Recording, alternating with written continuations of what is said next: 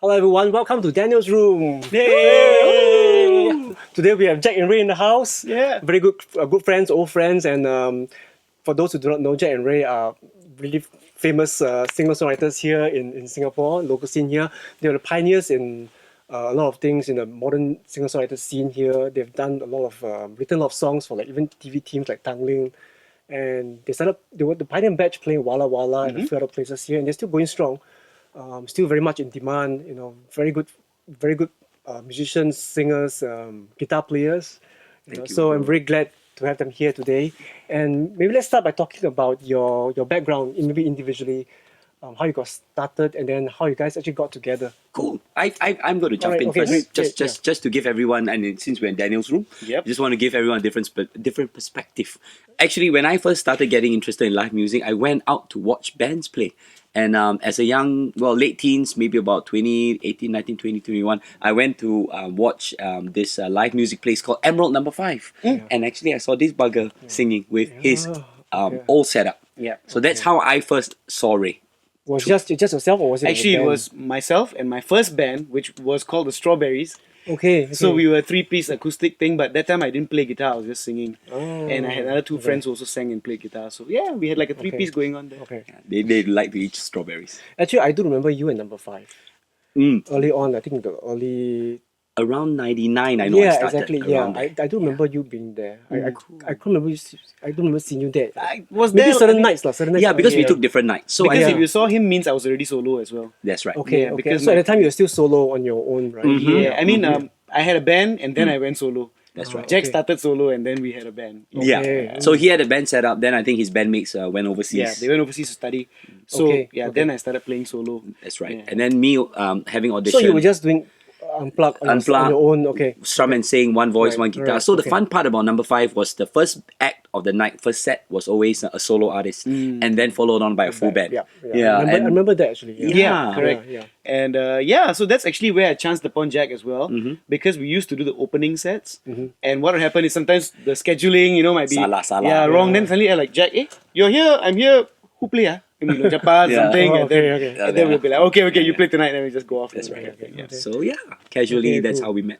Okay. So you guys actually after that, how did you guys start playing together actually? Because since you were different. From Okay, different bands, so different nights, and then after that we moved on to another club called Barcelona, which was at Robertson Walk. Yes, So I another remember, live music place, which we also helmed different nights. But the thing we did differently was during like Chinese New Year, New Year's and Christmas. So year end. Okay. Yeah. So we approached the management and said, hey, since it's like a special occasion, why not get like 2 people instead of one? okay. It's more fun that way. Lonely, such a Yeah, special yeah, occasion, yeah, all anxiety, one person. So we decided okay, to, keep each other company. So I'll go down, like for example, if he was taking Christmas Eve, I'll go and join Ray, and vice versa, he'll come and join me. And I guess that's how we sort of like, Yeah. Then Got a came the vibe. point that what happened was the bar decided to cut live music during World Cup. So this was like World Cup right. 2002. that's right. Right. Then Jack, during that period, decided, he wanted to go and audition somewhere else. Yep. Yeah. Actually, and heard about this live music place called Walla Walla, and so that time still solo. Just to put everyone in perspective. Yeah. So I went there to audition alone. I remembered our friend Tony, who was managing the entertainment there, Yes. told us that this guy came along and he could sing and obviously play, but he talked more than he sung, and they didn't know what to do. That's Jack. Yeah, that was me. And then in the end, they left it on, they were put it on hold, thought about it for a few months. And then they called me up and asked me whether I had a partner or someone I could bring along with as a duo. And I guess first person I thought was this mama fella. Because you had And, actually common repertoire kind of You're right. in a way, right? In a way. Like, Yeah, a lot we of had similar similar sounds, repertoires. Yeah. So we thought, hey, why not just... And that's why we actually, when we first started, we were completely unrehearsed. So but we knew each other's songs. Yeah. So we were like, okay, let's just dive in. That's let's go. right. Okay. And our offering that time was your Coldplay, your Travis, yeah, which was right, considered very indie still at that point in time. And we still sang the Soul Asylum, the Deep Blue something, that kind of repertoire that Right. was not entirely popular at that point in time. But So you guys mix it up, lah. Mixed it up. Yeah, Yeah. So that's how Jack and Ray formed at Walla Walla on a Japan World Cup 2002. Yeah, there was a balaclava as well, wasn't it? That came a few Yes. years later. Years later, right? That's yeah, right. Okay, but it was the same management, wasn't it? You're right. Yeah, that's so, right. So, the you same got to age- play both in a way, I guess both sides. Balaclava actually started off, I think, with a jazz band. Right. Yes, yeah, that's right. That's right. Yeah, so they started off, I think they tried a few concepts before they were like, oh, since the live music thing was working at Wala, they decided to transport all the bands from Wala to Balaclava, and then we got a all right, all go. Yeah, I remember there was one, at some point they got the same bands to play. Yeah, right. Yeah. And sometimes we're running both places the same nights. Some of the acts, I So remember. we ran both sides, and I think good training for a young duo that time trying to just get used to the whole scene and all. Yeah, we spoke about this before, like with Jonathan and Reggie, that actually the best training was to play nightly, right? I mean, I think for us, I mean, considering the fact that, say, if even me individually, I've been playing in bars for about 17 years, 19 years. Ooh, God, longer than I thought. Yeah, so I've been playing in bars for about 19 since you were years. 5 years old, right? Yeah, So, I was 5. Exactly. man, Tender since you age were 5, of so 5. at age 25 now, so 25. yeah. Yes, exactly. Oh no. Yeah. So I was playing at bars since then, right? So can you imagine, like, if we play about 4 nights a week, or say an average of 3 to 4 nights a week, I mean, that would be at least 200 times a year. Yeah. Which means I've definitely at least played in a bar stage or on a stage at least a couple of thousand times, it's that kind of thing. Exactly. Yeah. It's It's good training. It's good training for, I guess, the musicality. True. Knowing what works and what doesn't work Exactly. with the audience and stuff Exactly. as well. Because a lot of times it's trying to communicate and see Yeah. how they react to the music and the talking. And the talking, Yeah, a the lot of talking as people well, always, yeah. I mean, just to jump a little bit, a lot of people always ask us, that, hey, Jack and Ray, we enjoy your banter on stage and how you guys do it and all that. And I think we believe that, it's always a natural extension of what you I are. think the banter that people always ask, what's your secret? And then they try to duplicate it. But we kind of, for us, it's just an extension of our own personalities of what we do on stage. It's not anything fake or we create or something like that. So when other people try to replicate it, it's just that we always tell them you have to be honest with yourself, because if you try to do something that is original or something that you're not really, you can feel the insincere, you're not sincere about it. Yeah. So I guess just be yourself, all right? So you're Exactly. saying, Exactly. So if a person is not a banterer, not a person who talks a lot, any suggestions of how they could? No, I think if a person doesn't banter too much, then just leave it as that. Just introduce your songs. Be safe. And if you want to say something, don't try to crack a silly joke just because you're trying to crack one. It's not compulsory to be funny. Right. You can just present your songs. If you're a good, effective singer, you'll do great. Yeah. I mean, just to say, I just watched Damien Rice do a little concert. He's a very dark, very quiet person, but he, keeping that persona in check, he still is very entertaining, in his own little way. Yeah. So, So be yourself, Be yourself, basically. be yourself, Okay. yeah. So do you think you guys have developed a recognizable Jack and Ray sound, like a brand? And if it is, can you pinpoint as to what it is? And at the same time, as an extension of that, are you guys thinking of developing that further? Okay, yeah. I think as a brand, I think maybe as personalities, we still kind of have built that reputation of being the kind of band that looks like as though we bring people into our living room and we're playing, no matter where That's we what are. I feel, The coziness, the whole. I mean, we started off acoustic. We do electric full band gigs as well. But I think maybe for our acoustic gigs at least, we have a certain characteristic behind it. Even in terms of song choices and stuff, we normally try not to go with the main trend that's happening. So, like, a lot of people come to our gigs and sometimes they might expect some of the run-of-the-mill top 40s that you always hear on the radio, but sometimes we don't deliver that kind of thing. But we always offer something unique in return. And I think that plus our personalities and our banter has kind of added to our brand. So we're kind of known as the guys who basically sing song and talk, but loosely saying, but yeah.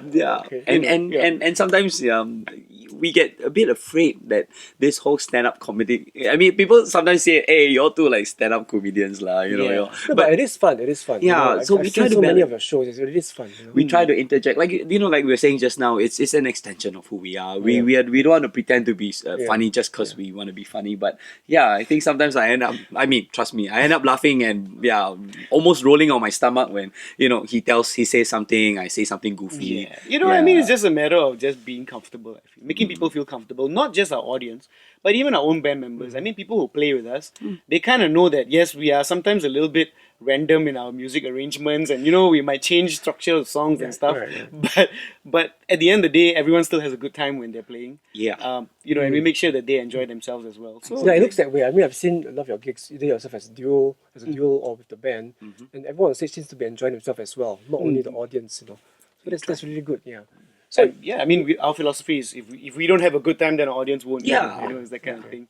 So and I think in terms of sound, if we can go a little bit technical on this one, I think Jack and I tend to, at least when we're playing guitar, because both of us play guitar, so both of us normally try not to strum the same chords together and stuff. Yeah, at least a bass line and that level. Yeah, we try not to some play arrangement. Some arrangement. Some level of arrangement, or even simple stuff like if Jack plays on a G, for example, I will maybe couple up, and then I will play on a D, that kind of thing. So it just adds a different soundscape. Yeah. And I think actually the funny part is not just our personalities, but even our preferences for different kinds of sound. Like I like a Strat, maybe he likes a Tele. It's that kind of thing, and it somehow just helps us to sculpt a good soundscape for our Exactly. band. And obviously from a soundscape point of view, it is a nice spread of sounds and guitars that we use.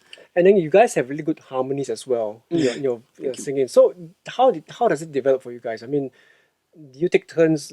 Usually, do you decide who this song is more suitable for Ray or Jack? I think So for song choices and decision of actually, I have to honestly say that I learned a little bit from this fella as well in terms of choosing songs that are suitable for your voice. I think having coming from a person with a lower range, I think Ray says baritone around there.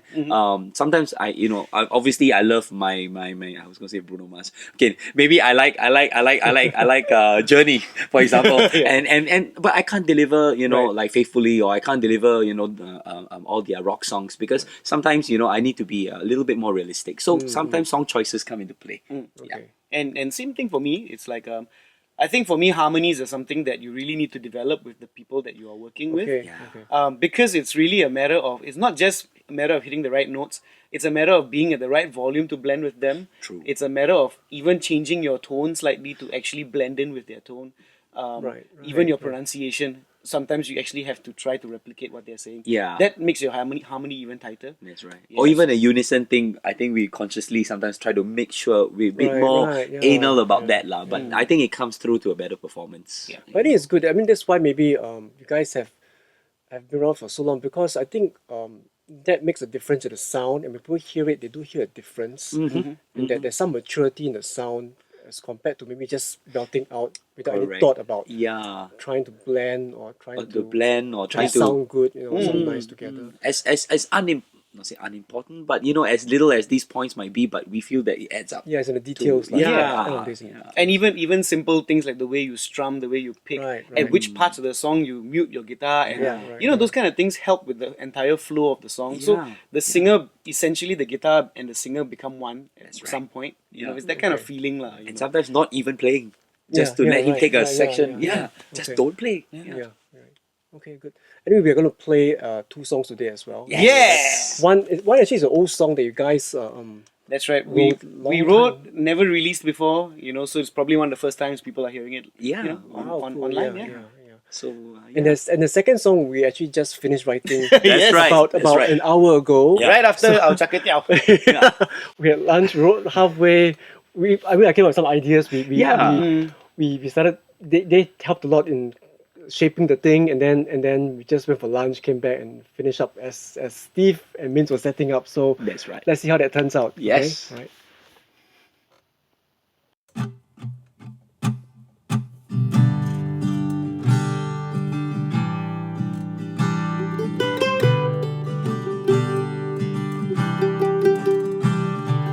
Slow down to what she said to me. Tea and coffee, a table for 2, and now she's found somebody else, Life's so probable, and people move on.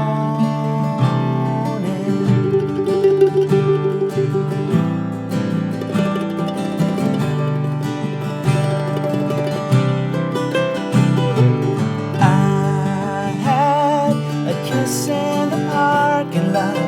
She took pottery and fingers move gently now. I stare, she flips through the papers. The headlines are poetry and everything's cool. Now I see her.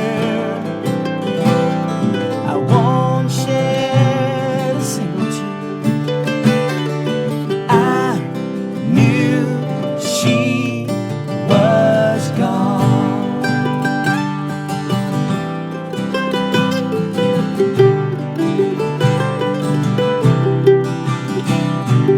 I found 180 pictures of you and me in a faraway place when you lay down. The touch of your body, love, coming over me, my face in your hair. As soon I see her, I won't shed a single tear.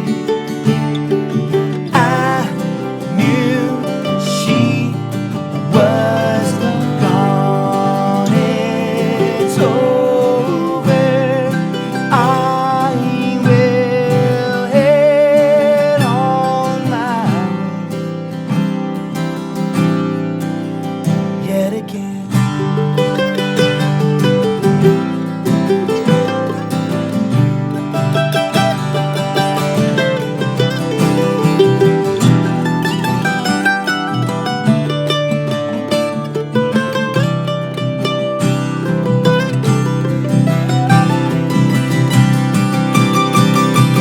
Slow down, true words she said to me. Tea and coffee, a table for two. Now I see her. I won't shed a single tear. I knew she was gone. It's over. I will head on my way. Oh,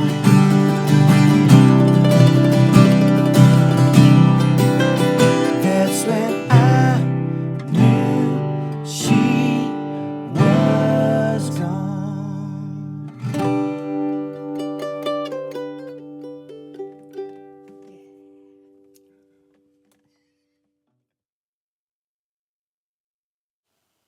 Okay, welcome back. So that was really fun. I mean, thanks for letting me play mandolin on. Hey, on yeah, the yeah, song. we've never seen you play mandolin before, man. We've I've spoken never seen about myself play mandolin either. So we've spoken about buying mandolins. yeah, and, we always and all talk that. about mandolin because he plays the mandolin as well. Yeah, I mean, yeah, he has one. yeah, yeah. I have that's one. right, yeah. I haven't brought it out in a while, but mandolin. I It's think fun, with, I've with always us, enjoyed- yeah, we like the mandolin, banjo. Yeah, and, the kind of folksy kind of vibe that it has. Yeah, I've only played it once, and that's for Losing My Religion by REM. Yes, you know. yes. yeah, that's right.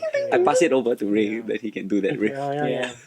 That's what one of the things I learned as well when I first got the Mandolin, yeah. You know, that's the most recognizable. Yeah. But you know the song "Gone." I was surprised you guys didn't put it on your first album because it's written at the same time. It's a good song. Yeah, Thanks. no, Yeah, it's a nice. I mean, I do like the song a lot, but it's just that I think at that point in time when we were recording it, and this is one of the things about recording. If you're sometimes just not in the mood to sing it, you can't deliver it as well as you want it to be. Yeah. And I wrote that song quite a bit before we recorded the album, okay. so I actually have to try to get myself back in the So mindset. you're very quite detached from it at that point. Yeah, exactly. I mean, but I still enjoy the song. Maybe someone else might like it and pick it up. You know, never know. Okay, cool, great. Okay, let's move on now and talk about what you guys think about maybe the current music scene in Singapore because it's evolved. I mean, worldwide, I guess you know, things happen. Technology, a lot of things has happened. You know, things with streaming and everything. That's right. Yeah. That's right. So, what are your thoughts about how has it affected the way you guys either react or the way you guys will see this whole thing evolving? You know, how does it affect you guys? What do you think, Jack? Well, you know, like I feel that obviously technology has allowed us to, Right. the access to good Right, yeah, exactly. music, whether it's a platform for people to showcase what they like doing, or for us to go and, look around. There's more direct. There's more direct interaction access. That's lah, right. So I think in a good way, I think we have that power or the control to do that. Yeah, I mean, continuing from there, I think the ease of recording digitally nowadays, and a lot of people trying to put out their stuff online and stuff is great, and I mean, I think that access to music is a lot easier. That's so the scene gets to grow in that sense. But I guess maybe my only gripe is that for me, I'm just afraid of quality control.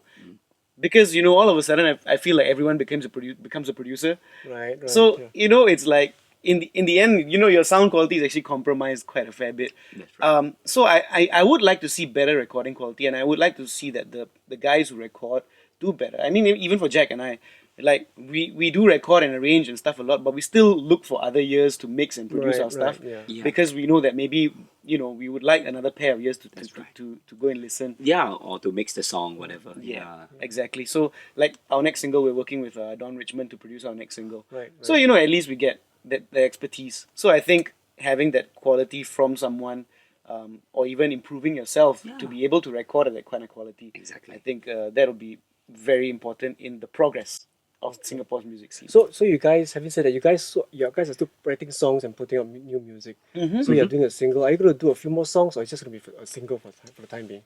Good question. I think for now, probably we're targeting for a few singles, but you never know. I mean, I think when we get into the mode, hopefully. Yeah, because I mean, the changing face of music. Right. I mean, not many people buy CDs for one, and even when you put out a full album, I guess for us it's also a cost thing. You know what I mean? Right, It's- yeah. you spend a certain amount of money to put out an album of 12 songs, and then like 2 or 3 get some Right. traction, and then the rest just go to waste. Right, You know? right. So it's just a matter of deciding what would work the best in this present market.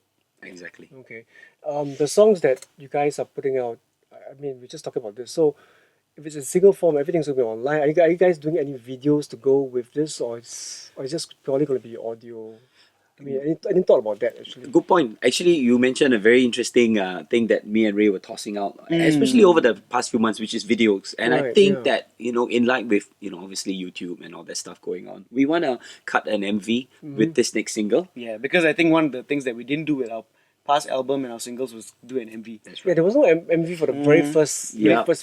your album, right? Yeah, CD, right? there was. We worked on a very tight budget, or at least proudly Right. saying, It we sounds funded great. everything. It's- Yeah. I really We think funded it's a- our entire process Yeah, it's ourselves. really a good so- album, really. No? Thank you. So we had to make that decision. Obviously we wanted the audio quality and be as good as we could in songwriting. But yeah, with this next one coming out, we probably will do a song with an MV. In the light of what we like doing. Yeah. Okay. In that case, in extension of what you're talking about, you want to talk about your future plans, be it musically or something, because I know you guys have an F&B outlet. That's here in right. Singapore, That's right. Right. So The yeah, flying squirrel. Flying That's squirrel. Yeah, So nice. if you guys like sushi and sashimi, you can pop by the Flying Squirrel.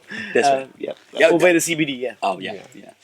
So So yeah. you have that going on. So that's I'm sure that's taking up a lot of your time as well, isn't it? Time and energy. It did take up quite a bit of time when we first opened because so Squirrel is basically a collaboration between Angelina, my wife, myself, and Ray. Yeah. So the three musketeers embark on this little F&B journey. In it, like you said, so from the first year into second year, we were really hands on. Yeah. I do want to say that even we took a little step back in music. We still played regularly, but I think Squirrel took up a lot of time. Yeah. But with that said, I think now we are into the third year ish Okay, of so it's running the kind of business. running on its own. Yeah. So Smoothly. yeah, Angelina is a team. So me and Ray just going down and make sure that the beer is fresh, the sake is good. But is there going to be any more extension of doing more F&B, or just going to let it be for the time being? Well, I think what we always do is we just go with the flow, and if when the time comes and we feel that it's right to expand, we probably will go in that direction. That's right. But I think meantime we still want to be involved in the whole music scene. Right. I mean, we still do a lot of commission work. Yes, Um, yes. And we're trying to move towards writing for our own albums and Albums singles. yeah. And we also are trying to move towards writing for other artists as well. That's right. Right, That's So trying to enter into the songwriting markets. And I mean, basically, create a whole new brand in that direction as well. Right. Yeah. So you're trying to I guess, find a new niche for yourself in a way. You could say so. Because things are moving so fast, I mean, not just Singapore, but really worldwide. Worldwide. Technology or even what's happening online. And I with, think with music and all that. it's just that we don't want to like 30 years down the road still be the guys who are like the two acoustic guitarists who write some songs sometimes and are happy and fun to watch. I mean, obviously we want to be more than that. So we feel that taking a step back into the more production and songwriting will kind of help us cement our name, in the music industry. Right, cool. That's great. Okay, so now maybe we should do the second song that That's right. The one that we just wrote. yeah, it's a lot of fun. So hope you guys enjoy it. Right here, I would like to thank Jack and Ray for being here in Daniel's room. Thank you for Thank having you, us. Daniel. brother. Check his room. Check out your stuff online. That's Just type Jack and Ray. That's What do you right. have? The main tag is JACKANDRAI. So like facebook.com/Jack and Ray or Instagram or Twitter. Twitter. Anything, Yeah. You can find a lot of stuff on them. It's they're pretty their stuff is pretty accessible, so We are pretty accessible too. okay. Thank you and see you next time. Bye. 1, 2, 3.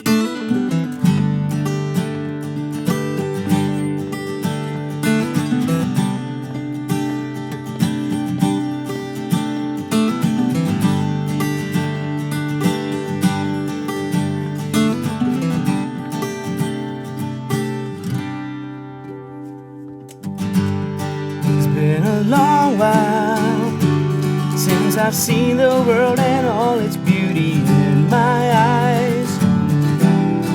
And it's been a while that I feel that I've been.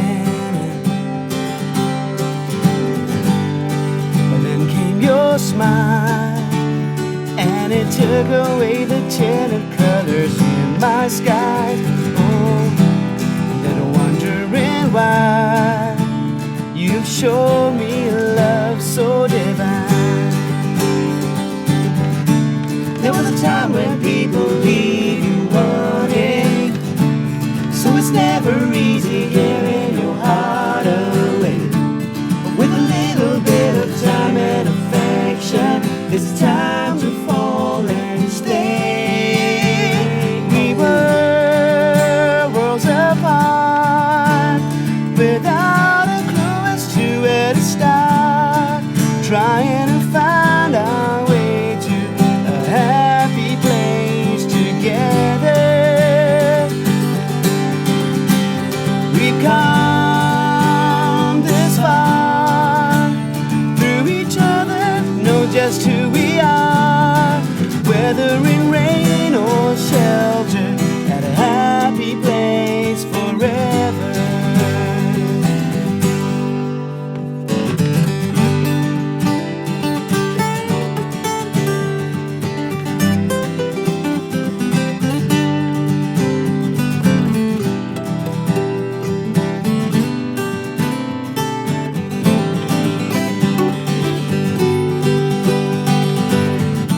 There was a time when people leave you wanting, so it's never easy giving your heart away.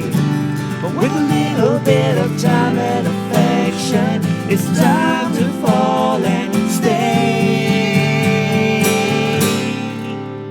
We were worlds apart, without a clue as to where to start, trying to find our way to a happy place together. We've come this far through each other, know just who we are, whether in rain or shelter, at a happy place forever. Whoa, whether in rain or shelter, at a happy place 1, 2, 3. forever.